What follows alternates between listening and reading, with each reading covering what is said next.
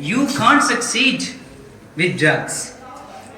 Mr. President, in life, things happen. We react. But the scenario here I'm going to discuss is quite different. People see things but don't react. The scenario must be clear before you. That our educational institute students are becoming drug addicts very rapidly. And even the parents are helping their children to become drug addicts. Yes. A report claims that 9.1% of male students and 5.6% of female students are consuming drugs.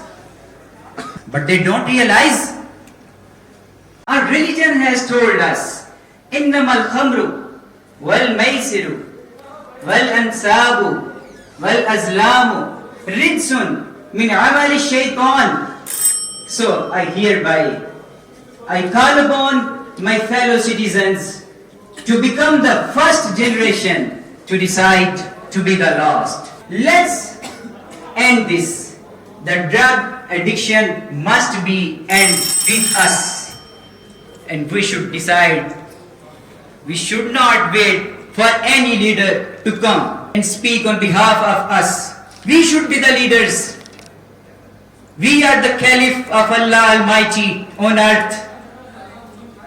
We should realize, recall the doctrine of street children of Lyari, the team which won the World Cup of the street child, and they presented a beautiful doctrine before us that please sing the songs of peace, justice, tolerance, not the songs of sword, blood, and dishonesty. Thank you. Love your country, love your people. Pakistan Zindabad.